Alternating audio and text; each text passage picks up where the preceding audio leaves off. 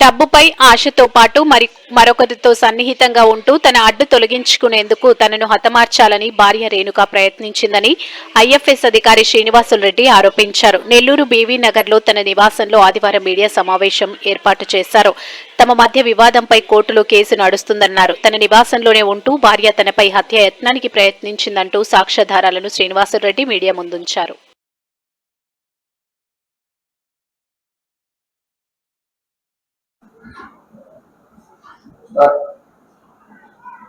ప్రియమైన print and electronic media మిత్రులకు నా నమస్కారాలు.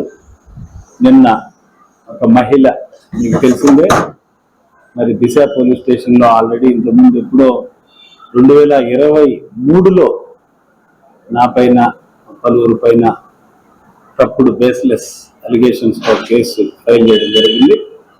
ఆ మహిళ కేసు ఇప్పుడు కోర్టులో పెండింగ్ లో ఉంది. ఆ తర్వాత నన్ను మాట్లాడనివ్వమని చెప్పండి. తర్వాత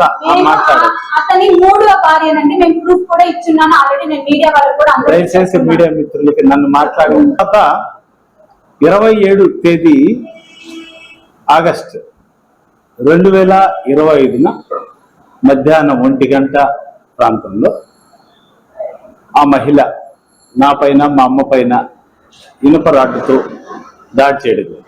అది సీసీ కెమెరా ఫుటేజ్లో 1 అవర్ ఫుటేజ్ ఉంది. అది నేను దిశ మీన్స్ 5th టౌన్ పోలీసులకు కూడా అందజేసి ఉన్నాను. అది ఎఫ్ఐఆర్ కాపీ అయింది. అలాగే ఆ రిక్విజిషన్ ఏదది బాబు టీమా ఇదమ్మా, ఇది అందరికి 10 మందికి డిస్ట్రిబ్యూట్. డబల్ 2 ఉండేది నా రిక్విజిషన్ ఎఫ్ఐఆర్ కార్డ్. తర్వాత ఇదమ్మా అది పట్టుకొని తర్వాత ఒక థ్రెటనింగ్ కాల్ కూడా వచ్చింది నాకు. అది కూడా రూరల్ పోలీస్ స్టేషన్ లో కేసు నమోదు చేయడం జరిగింది. అది ఇవ్వమ్మా, ఆ కాపీ కూడా ఇవ్వ. తర్వాత నిన్న అంటే మొన్న నాకు వేరే పని నుండి శ్రీకాళహస్తి, తిరుపతి అటు మేము వెళ్ళాం, నేను మా అమ్మ. బట్ మేమే ఇంట్లో ఉండి ఎవరినో రాని లేదని చెప్పేసి మా మీద అసత్య ఆరోపణలు చేస్తూ నిన్న కంప్లైంట్ చేయడం జరిగింది. సరే మేము వచ్చే వరకు ఆగాలి, ఇక్కడే ఉన్నారు, సీసీ కెమెరా రికార్డ్ అంతా ఉంది. ఆ రోజు వాళ్ళు ఇది కూడా మా ఇల్లే కదండి, ఇక్కడే ఉన్నారు, నా పైన నాన్ బెయిలబుల్ కేసులు పెట్టి మమ్మల్ని బెదిరిస్తూ బ్లాక్మెయిల్ చేస్తూ మా మీద దాడి చేస్తూ మారణాయుధంతో మరి అటెంప్ట్ మర్డర్ చేసిన వ్యక్తి ఇక్కడ ఉన్నా మేము ఆమెను ఏమనకుండా మేము వెళ్ళడం జరిగింది భయంతో. కానీ మేము ఇంట్లో ఉన్నట్టు క్రియేట్ చేసి మేమే ఆమెను రానిలేదని చెప్పేసి మీకు అందరికీ నిన్న చెప్పడం జరిగింది దిశ పోలీస్ స్టేషన్. నిన్న 2 గంటల 16 నిమిషాల నుంచి 2 గంటల 45 నిమిషాల వరకు మా పర్మిషన్ లేకుండా, ఇది నా స్వార్జితం కట్టుకున్న ఇల్లు, కోర్టులో పెండింగ్ లో ఉన్నప్పుడు కోర్టులో తేలాలి.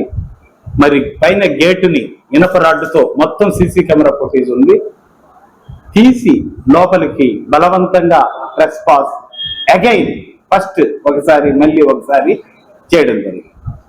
చిన్న బిడ్డలు, నా బిడ్డల్ని దృష్టిలో పెట్టుకొని ఎంతో సంయమనంతో నేను ఉన్నప్పటికీ నా మీద ఇలాంటి దాడులు కేసులు పెడుతూ ఉంది అమ్మాయి. తర్వాత నేను ఎందుకు అకస్మాత్తుగా రావాల్సి వచ్చింది అంటే ఒక ఆడియో మీకు వినిపిస్తా. అట్లాంటి చాలా ఉన్నాయి. ఒక అమ్మాయి బేరజ్ అనే వ్యక్తి మాట్లాడుకుంటూ ఉన్నారు. Audio play. అమ్మాయితో మాట్లాడుకుంటూ అయితే ఉండలేవు, అవునా కదా?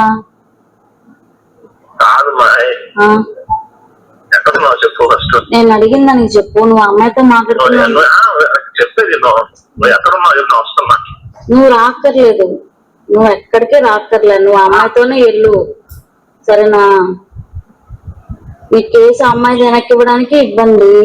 రెండోది వచ్చి అమ్మాయి ఏమన్నా చేసుకుంటుంది, నువ్వు లేకపోతే చేసుకుంటుంది, కానీ వాళ్ళ హస్బెండ్ నువ్వు చీట్ చేస్తే మటుకు ఏం చేసుకోదు. హస్బెండ్ నీదయ్యి చీట్ చేస్తూ నీకు తిరగడం కరెక్ట్. దానికోసం నువ్వు వదిలేసి ఉండలేకున్నావు, అంతే కదా? చెప్పు, నీకు అన్ని అనవసరం. నేను అడిగిన దానికి అవునా కాదా? నేను అడిగిన వాటికి సమాధానం చెప్పబ్బా నువ్వు. నేను అడిగిందని చెప్పా ఫస్ట్ అంటే. నేను ఎక్కడో ఉన్నానులే కానీ చెప్పు. ఉన్నాను కదా, మాట్లాడుతున్నాను కదా, చెప్పు. నేను అడిగిన వాటికి చెప్పు. నువ్వు ఎక్కడున్నావు? ఇంకొకసారి అడుగుతా, నేను అడిగిన దానికి సమాధానమే చెప్పు. నువ్వు నేర్చుని కట్ చేసాను అనుకో, బాగోదు. ఇంకా ఏదో వచ్చి చెప్పా, ఎక్కడున్నావు చెప్పు. నువ్వు ఆడికి నేరుగా వచ్చి చెప్పాలే, ఫోన్ లోనే చెప్పు నాకు. నేను ఉన్నా కదా, నువ్వు తీసుకెళ్ళు. నువ్వు గుడికి తీసుకెళ్ళు, లేకపోతే రెస్టారెంట్ కి తీసుకెళ్ళు, ఎక్కడికైనా తీసుకెళ్ళు. ఇంకిద్దరు కలిసి ఉండండి అబ్బా. నేను ఒక మంచి ఐడియా చెప్తున్నా కదా, నేను సైడ్ అయిపోతా. వాళ్ళ హస్బెండ్ కి కంప్లీట్ డివోర్స్ ఇచ్చేయమని చెప్పు. మీ ఇద్దరు కలిసి ఉండండి.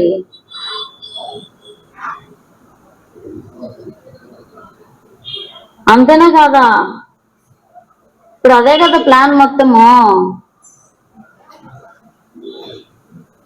ఎందుకు వాళ్ళ ఇంట్లో ఉండి ఇట్లా నీ చుట్టూ తిరగాల్సిన అవసరమే ఉంది? పర్మనెంట్ గా తెచ్చుకోవచ్చు కదా.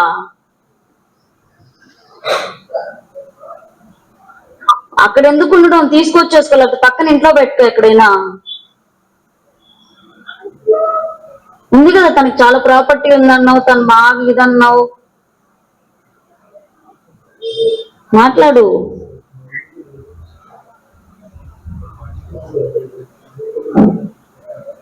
హలో, ఎక్కడున్నావు? నేను అడిగిన దానికి చెప్పు. అవన్నీ జరిగే పనులు కాదు అంటున్నా. ఏవి జరిగే పనులు కాదు? నువ్వు చెప్పినవి జరిగే పనులు కాదు అంటున్నా. మరి నీతో ఎందుకు తిరుగుతుంది? నీ దగ్గరకు పర్మనెంట్ గా రాలేదు కదా. అవును.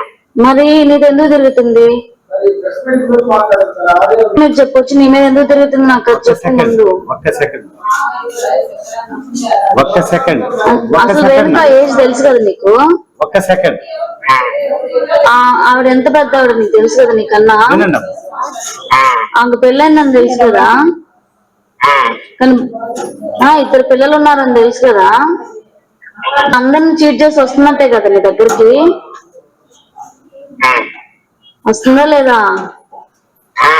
నువ్వు ఆమె కాదు, మాట్లాడు. ఏం కాదు, నేను ఆతనే కదా.